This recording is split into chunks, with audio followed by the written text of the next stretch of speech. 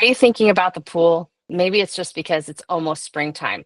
But who's in your pool? Not everyone belongs in your deep end, and some people are meant to stay in the shallow end, while others they should never make it into your pool at all. So the problem is many of us let people in too close, or we keep the right ones at a distance. So today I want to tell you about a simple analogy that I use with my clients on how to think about relationships using a swimming pool analogy. So think about your relationships as a swimming pool. The people in your life exist at different levels and different depths, and that determines how much emotional energy that you invest in them. So think about the outside of the pool. These are acquaintances. So these are the people that you see at the gym, the barista, and you interact with them briefly, but there's really no emotional investment. Then we have the shallow end. So this is typically where we have casual friends, coworkers, or maybe even some very distant family members. You interact with them, but you don't really share the deepest parts of yourself. Then we've got the slope to the deep end, the slope that we used to go down as kids. Here's where things get really tricky for a lot of us. This section of the pool seems like it could be a deep end relationship, but they may not be. And they may show up when things are super easy, but when life gets hard, they step back into the shallow end. Then we've got the deep end, and this is where your closest, most trusted family and friends, people are. We allow these people into the deep end because they will tread water with us. They won't let us drown, and we do the same for them. So they support us, they challenge us, and we do the same for them.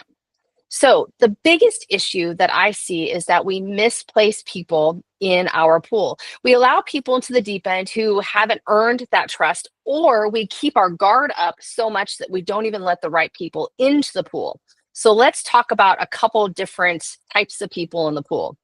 Number one are the takers, and that's at the slope. Now, the caveat being is that they might not know that they're takers. They're just not emotionally available to invest. So essentially, these are the ones that seem like they want to be in the deep end with you, right? They may give you attention or validation. You may seem like you have a lot of things in common, values and goals, and maybe they even love bomb you.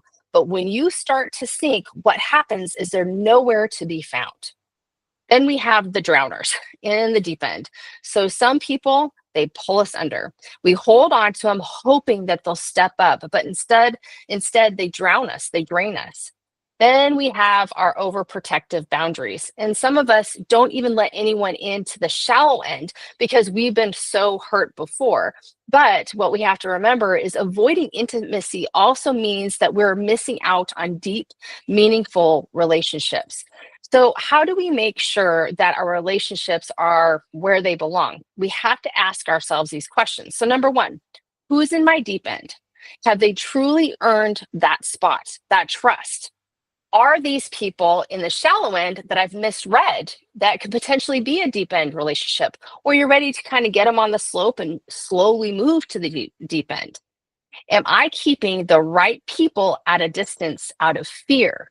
Sometimes we have them sitting outside of the pool or just barely putting their toes in the shallow end because we're so fearful of what could be.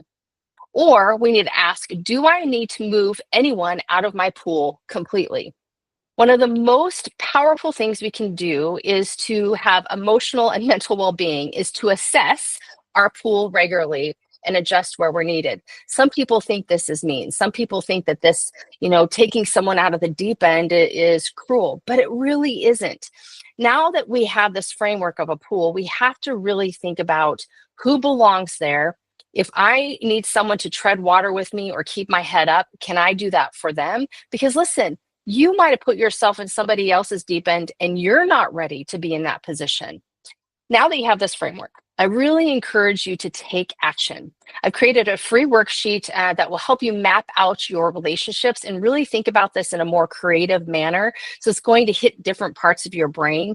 And so it's going to help you gain the clarity about the people who belong in your pool, who don't belong in your pool, and what depth they belong in your pool. And if you're realizing that boundary setting is something that you struggle with, because that's essentially what this is, let's talk. I help people untangle these patterns every single day, and I'd love to work with you. So you can learn more over at untangledminds.net. You can grab the free download at the blog about who's swimming in your pool. So if you found this helpful, don't forget to like and subscribe and share with someone who needs to understand who's in their pool. Take care.